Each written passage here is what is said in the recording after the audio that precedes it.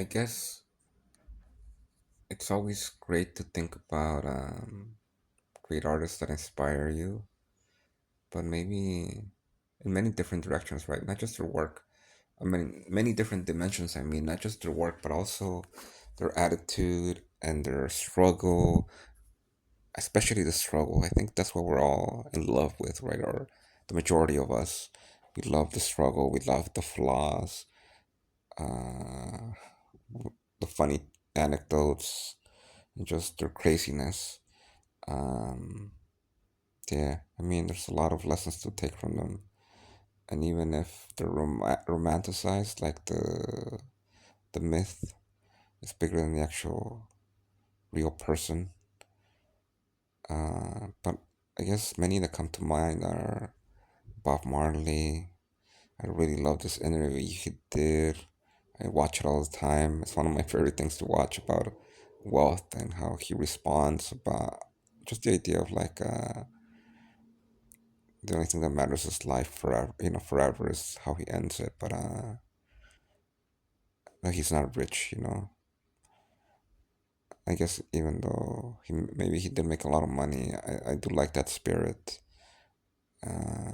Brakowski, I don't remember his actual exact name. The poet that has crazy powerful poetry. I guess the story that I read was that you know, he tried to go all out and he ended up not making it at first and only made it until later in life, like really late in life. And I think all these are really inspirational. I think hearing that maybe, I think Queen wasn't trained to sing like many artists are, regardless of whether it's true, it's just like really, really inspirational stuff. In fact, I think even movies can be inspirational, like even the stories that are might be fake. It just makes me think again, because I listened to this recently, is the Coggins interview where he talks about these fictional movie stars that he kind of modeled himself to become. And then he talks about he basically kind of became these characters that were fake in the movies, but he became the real version of them. And many would argue he actually surpassed them, right? He's just an insane person, um, in in both the good way and also like maybe in a terrifying way.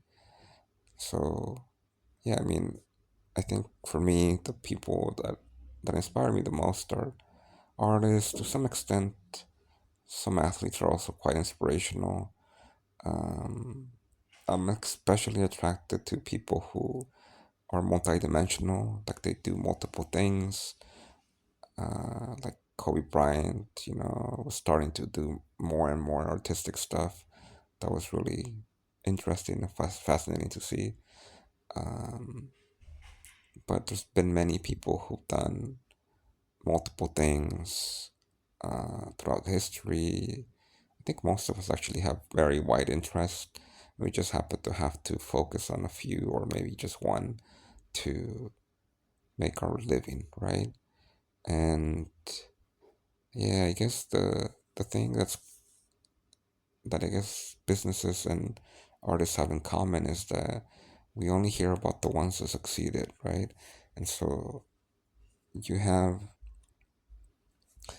all the failures and the ones that didn't make it, and you don't really know if they think the same or only because they made it they romanticize everything, or would they have done it anyway, right? I guess if you step back and try to think about it from your own point of view, from my own point of view, thinking about it, right? Like, I'm not in ruin right now, but let's say I did fail and I, whatever, the economy was bad. I think you can always rationalize yourself of why you failed and why the situation you are in is the best thing that could have happened to you. So maybe it's really about perspective at the end of the day, right? Like how you take it is based on um, the way you interpret the world and your situation is going to be your own personal take. It's literally your interpretation. And so I think for me, I would like to think that even though I quote unquote done a lot of the right things that I was supposed to do, a lot of the time I often wonder what my life would have been like if I had taken a different route or if my situation had been different. So we're always wondering anyway, right? And you make a lot of mistakes in life all the time, like all the time, right? And one thing that I do try to keep in mind and even live my life this way, right? Is related to this like story. I don't even know if it's true, but I keep revisiting it. I don't remember what I got it, but basic idea is this. I think I'm making part of it up, but I like this feeling and idea in general. Doesn't matter the specific where it came or if it's even a real story or modified. The idea is there's a person that's dying and is freaking out, right? But then there's in the hospital, there's another person who's completely, who's dying, who has a death sentence, and is completely fine, relaxed, just but still young, right?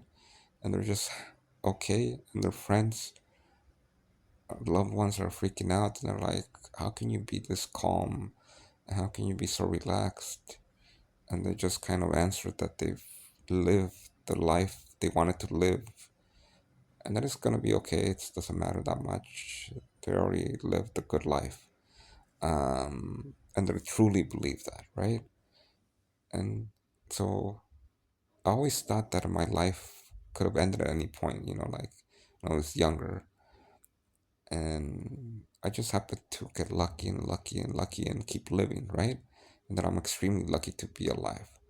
And so the other thing that I always, um, in line with living your life, so you kind of, it's not that I don't fear death, but you try to get to that point, which I don't think I'm close to yet. But I think the closer that I can get to that, I think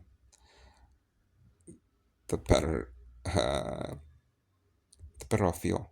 And I think I think it will make for a better life too, if I can just constantly be doing things as much as possible to be okay with dying early, right? Because you never know what could happen, even if it's statistically unlikely that you'll die early. You could die early. Um, Freak accident, whatever it is, so many reasons. And so if you live your life so it's not completely, I guess you call it hedged, right? You're not completely waiting for retirement or for the end of your life to enjoy it. Instead, you're enjoying it all the time. And I don't think you necessarily need to do something grand or big and life changing, quote unquote. I think you can do it in small, incremental, and even in little bursts and little small ways all the time from day one, like from now. You could like this experiment that I'm doing now is kind of part of that ethos of like, hey, let's do a weird thing that you want to do, right? But other things like mini adventures that I love this concept. I think I should do more of these things, just like experience new things, try out new random foods, even locally, right? Like it doesn't matter where it is, just explore my own neighborhood, explore a video game, whatever it is that brings you joy, and doing a few of the big ones too if you can afford it, right? I think that balance of doing a lot of small things and that framework is one that I'm trying to adopt too. Like one big thing per year, a lot of small little things sprinkled in. I forgot the name of the person that talks about this. He's like an entrepreneur, and other people talk about mini adventures though. Like I think some guy who rode his bike across Africa talks about them too. But the idea of just constantly doing mini adventures all the time, every day, every moment that you can, or every weekend if you can't do them during the week, right? Going out, exploring your own neighborhood, or every 2 months doing one thing you would normally not do, and then my, I forgot the Japanese term for it, but basically misogi, I think something like this is the name. Where you do one really difficult thing that has like I think Comfort Crisis put it at a 50% chance of failing, but it's not. The only rule is like you can't die, right? So it's difficult enough where you will likely fail, but you can't die. And doing these once a year or so is really makes for a fuller and more exciting life. And so that's also what I'm trying to incorporate into my own life. Just doing these type of things and having this type of mentality, having these habits, and just putting them to the forefront.